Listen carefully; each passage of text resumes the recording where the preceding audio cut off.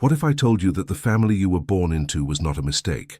That the pain, the silence, the screams, the absences, the punishments, the conditional love, everything that shaped you, actually formed part of a much larger plan. Not a plan in a religious or moral sense, but something deeper, something that involves the soul, the unconscious, the mystery of who you are and who you might become. Carl Jung said, "The greatest burden of a child is to live the unlived life of the parents." And perhaps you have carried this burden for years, trying to be perfect, trying to fit in, trying not to become like them, and, ironically, finding yourself repeating exactly the same patterns. Familial pain is one of the most complex themes of the human psyche, because it is there inside the house where we were born that we learn what love is, even if it is a distorted love. It is there that we form our first bonds, but also our first traumas. Many people try to ignore that past, or blame the family for everything.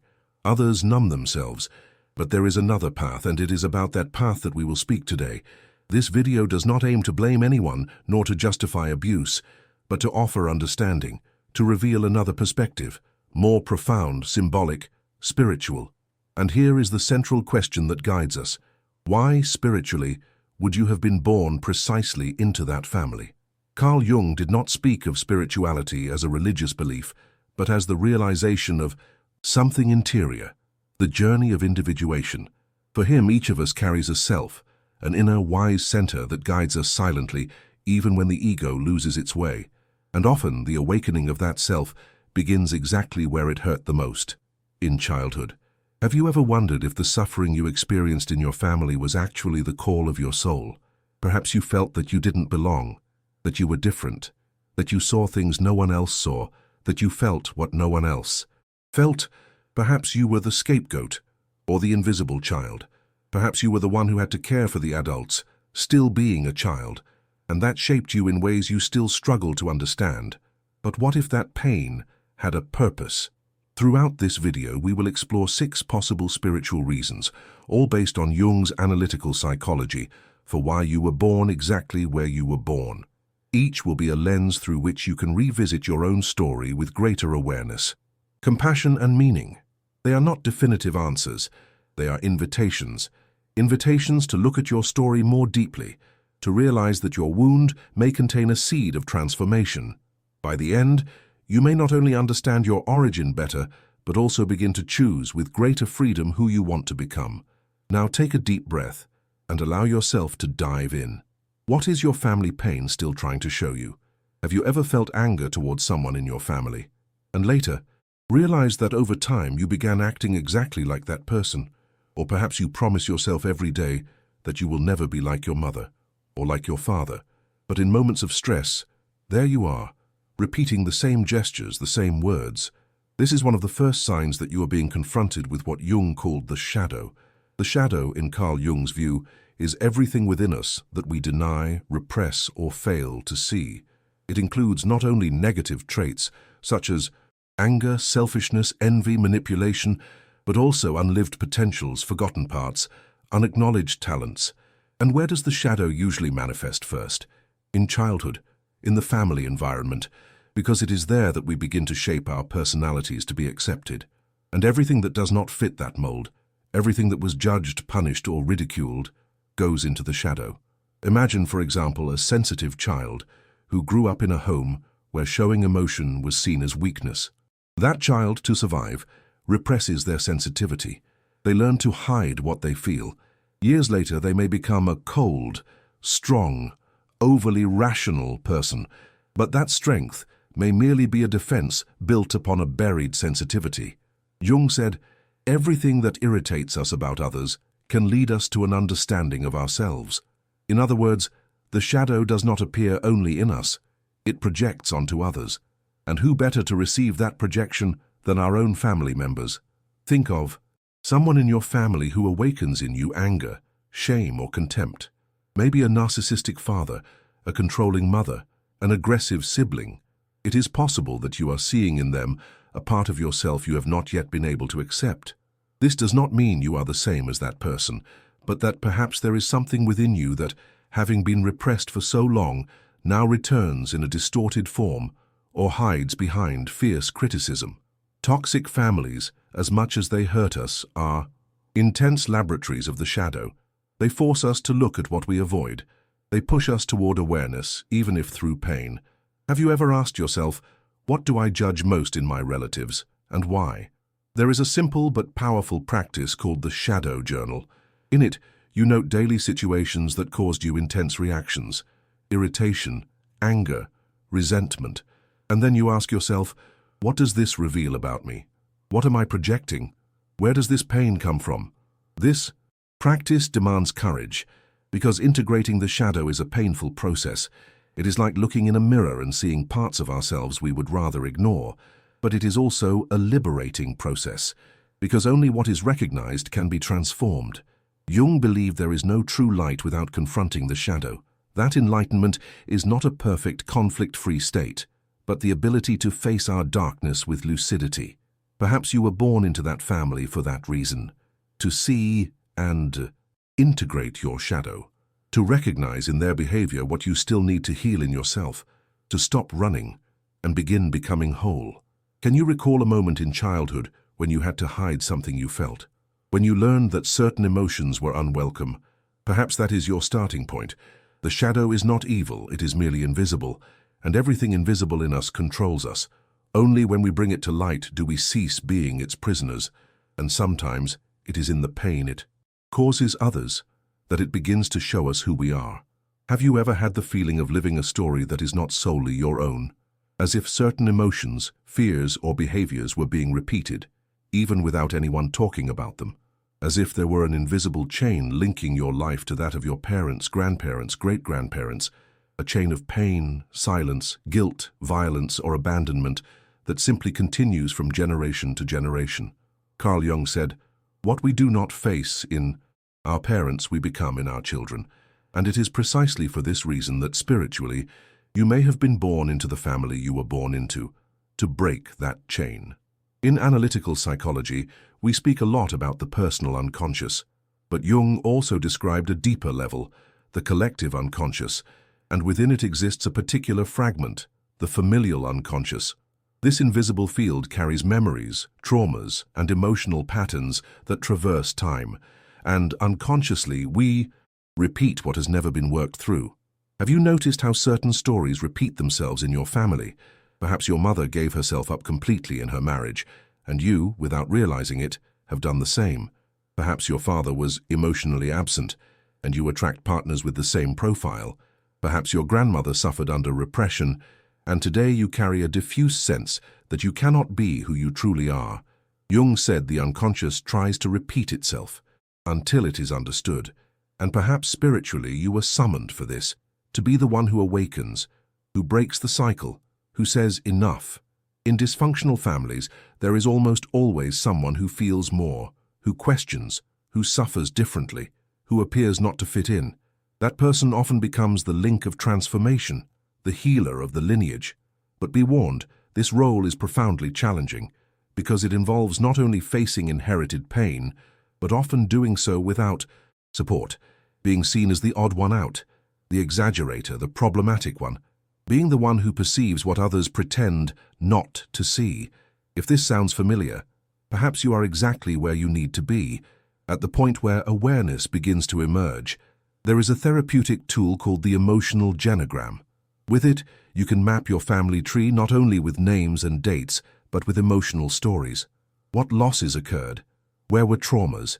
Who was silenced? Who fell ill? Who fled? This map begins to reveal hidden patterns, and often you realize your pain has roots older than you imagined. And upon realizing this, something changes, because you stop seeing yourself as the cause of the pain and begin seeing yourself as someone who received a legacy and can transform it. Think for a moment. What phrases did you hear frequently at home? Swallow your tears. Men don't cry. Women must remain silent. Money is dirty. The world is dangerous. These phrases, repeated like mantras, shape deep beliefs. They pass from parents to children as if they were absolute truths, but they are merely repetitions of pain. True spirituality is not made of light alone, but of responsibility. And assuming the mission to break patterns is not about blaming ancestors, but honoring them with consciousness. Because, as Jung said, being normal is a cruel illusion, and perhaps you were never normal precisely because you came to be the breaking point. Have you ever wondered what pain of your parents you carry within you? Have you ever felt you are repeating a story that is not yours? These questions are not easy, but they can be the beginning of a process of liberation. And sometimes, true love for family begins when we choose not to repeat their mistakes. There are people who grow up in balanced homes where there is support, space to express emotions, and a secure base to develop. And there are others, perhaps you are one of them, who had to build strength in the midst of chaos. For many, the ego is seen as something negative, something to be fought. But Jung saw the ego as an essential structure. The ego is the center of consciousness. It is the part of us that organizes our thoughts, experiences, our identity. Without a well-developed ego, we cannot even take the first steps towards self-knowledge. And what usually forces us to form a strong ego? Conflict, lack, trauma. Growing up in a toxic family where your emotional needs were unmet may have forced you to differentiate yourself early. Perhaps you had to fend for yourself, learn to rely on yourself more than on others. Perhaps you developed emotional autonomy prematurely, not by choice, but by necessity. That survival impulse, however painful, is also the beginning of the individuation journey. For Jung, individuation is the process of becoming who you truly are, a movement of the ego toward the self. It is not becoming perfect, it is becoming whole. And individuation never begins in comfort. It is always awakened by an internal call, often coming in the form of pain. Think of how many times you asked yourself, is what my parents taught me true? Am I really this person everyone expects me to be? Is there something in me I haven't discovered yet? These questions are doors. They mark the beginning of the break with the family system as the sole reference for identity. And that is essential, because as long as we remain trapped by our family's expectations, spoken or unspoken, we will be living their life, not ours. Jung believed every human carries an innate potential for wholeness, but that potential only realizes itself when we have the courage to separate psychologically from the family, not in the sense of cutting ties, but recognizing that our soul has its own path. And often that path is born at the very point where the family tried to erase you. Have you ever asked yourself, what in me began to emerge when everything around tried to silence me? It may have been courage, creativity, sensitivity, strength. It may have been intuition, a thirst for truth, a will to heal. These aspects, sometimes misunderstood by the family, are seeds of your individuation. They were there all along, waiting for the right moment to bloom. There is a simple but transformative exercise. Take a sheet of paper and write, who did I have to become to survive in my family? And then, who do I feel I am when I am not trying to please anyone? That is the distance between the wounded ego and the authentic self. And the path between them is the journey of consciousness itself. As Jung wrote, what we do not face in ourselves, we will meet as fate. And often, the first fate we meet is our origin. So yes, you may have been born into a hostile environment, but perhaps spiritually, it was the soil in which your ego began to strengthen, where you learned to seek within what you did not receive outside, where your individuation began, and that may be your true beginning.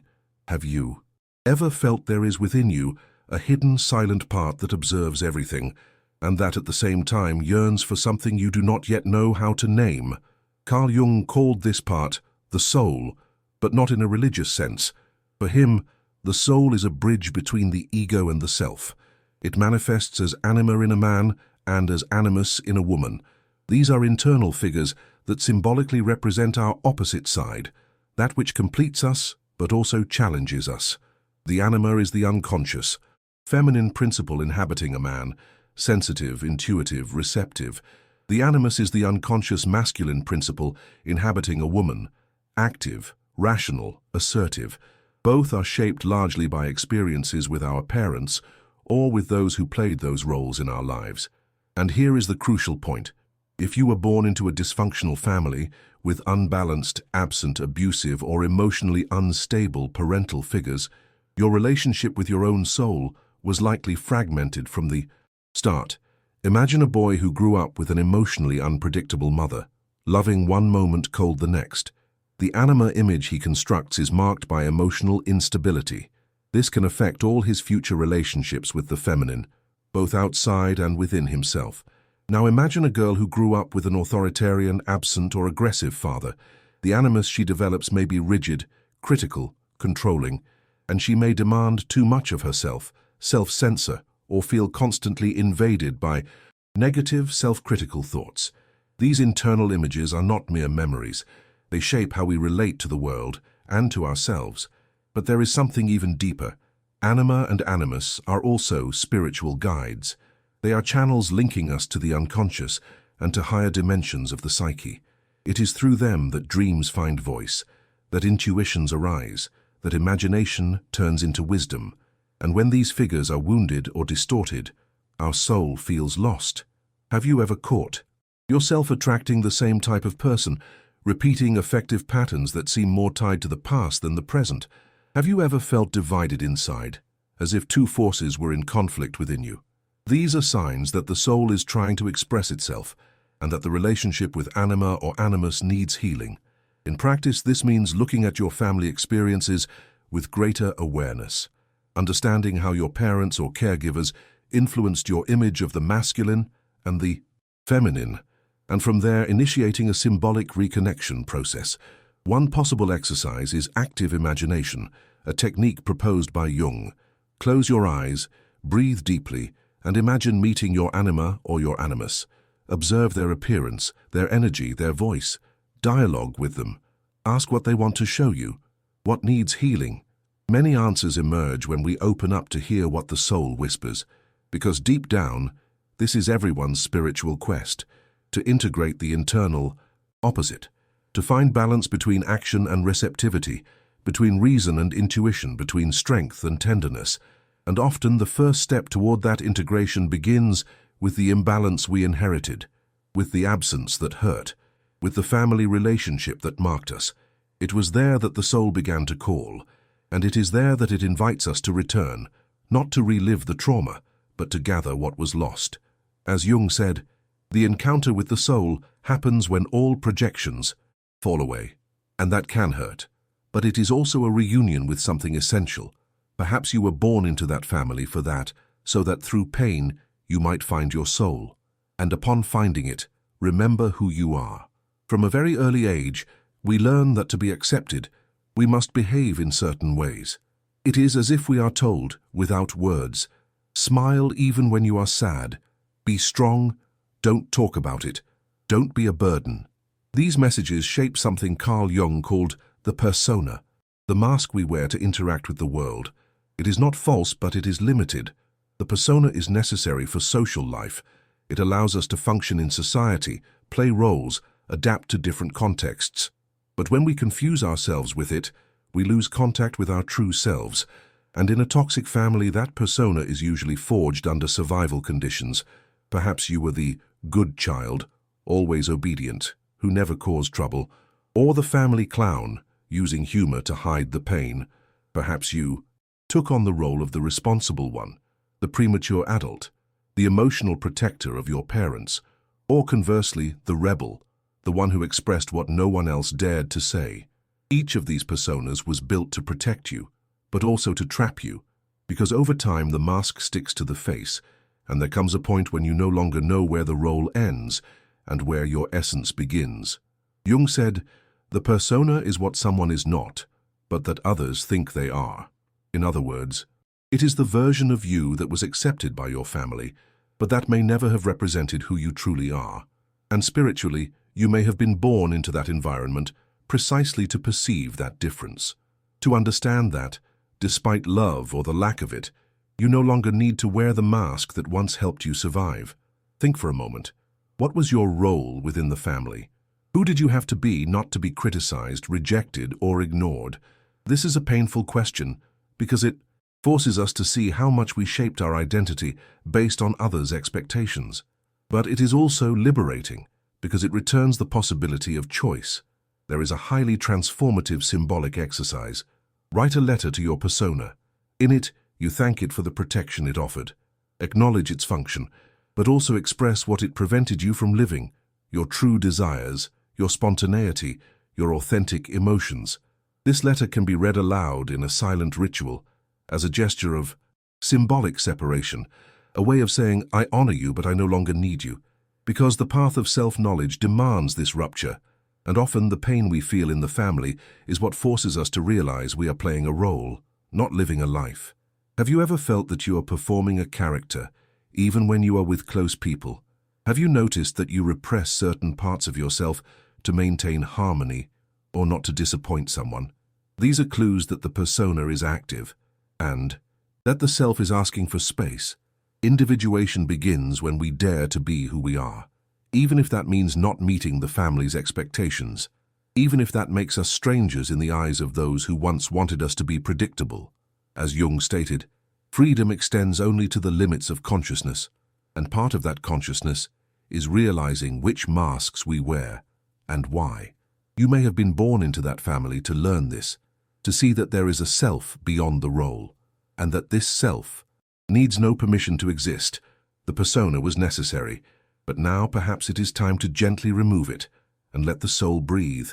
Have you ever wondered why some people, even after great trauma, seem to emerge with serene strength, as if they had traversed chaos and returned with something sacred?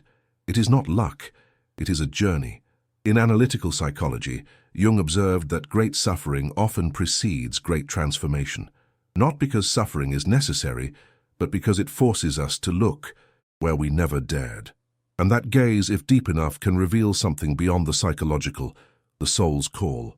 You may have been born into a toxic family, not only to integrate your shadow, break patterns, or build a more conscious identity, but for something even more subtle and more essential, to awaken, to remember who you are beyond the wounds, beyond the name you were given, beyond the stories you have lived. Jung said, the soul can only exist where both worlds meet, the visible and the invisible, pain and meaning, trauma and healing, matter and spirit.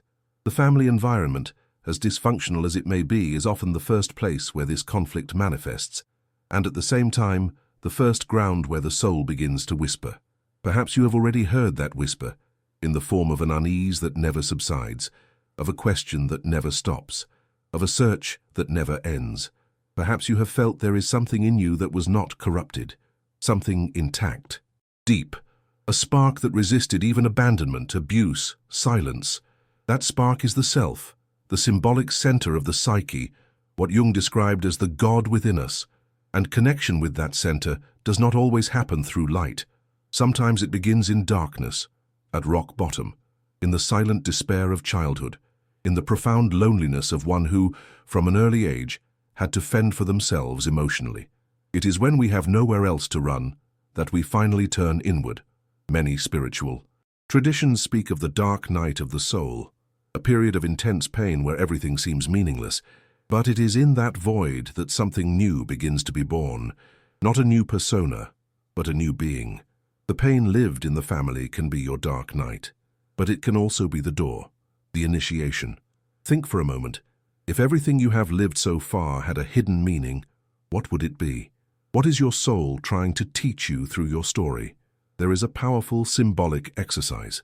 Take a sheet of paper and write everything your family took from you. Then write everything it unknowingly taught you: strength, sensitivity, empathy, protective instinct, creativity, courage. These virtues, which often arise as reactions to pain, may be the keys to your mission. Jung spoke of inner alchemy, the symbolic process of turning the lead of raw experience into the gold of consciousness. And perhaps that is the greatest spiritual reason for everything you have lived: to transform wound into wisdom, pain into compassion, anger into lucidity, absence into presence. You are not merely the product of the environment in which you were born, you are also the one who can do something with it. There is no greater spiritual act than choosing to create meaning where there was only pain before. And sometimes the first step to finding that meaning is accepting that it will never come from outside. You may have been born into that family not as punishment, but on purpose, because your soul knew that your truth would emerge from there. And when the soul awakens, there is no turning back. Perhaps throughout this video, you have revisited old pains. Perhaps you have recognized parts of yourself that were forgotten, or perhaps you have realized that your story was not a mistake but a path. You were born into that family for many reasons, and perhaps none of them make sense from the outside, but inside, something in you knows. Let us recap. You may have been born into a dysfunctional home to confront and integrate your shadow, seeing in others what you still need to acknowledge in yourself, to break transgenerational patterns and be the breaking point in an ancestral chain of pain, to develop a strong ego and initiate the individuation process, becoming someone capable of choosing their own path, to reconnect with your soul through the anima and animus figures formed amid the chaos, to realize that the persona that protected you now needs to be set aside for the true self to bloom, and finally to awaken spiritually, transmuting suffering into awareness and the wound into a mission. Each block of this journey represents a stage in the inner transformation process, a symbolic cycle that goes from the unconscious to clarity, from pain to meaning, from survival to presence. And it is important to remember, this process is not linear. It does not happen all at once, but it often begins with a simple gesture, looking at your own story with compassion. You do not need to have all the answers, but you can start by asking a new question. What is my pain trying to reveal to me now? Jung said, the privilege of life is to become who you really are.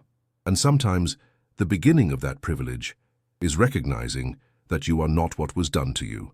You are what you do with what was done to you. So, before concluding, allow yourself a moment of silence, close your eyes, breathe deeply, and repeat internally, I accept my story, but I am not its prisoner. I can choose, I can transform, I can awaken. If this message has touched something in you, remember, this is not the end. It is the beginning of an inner journey, unique, profound, and absolutely your own.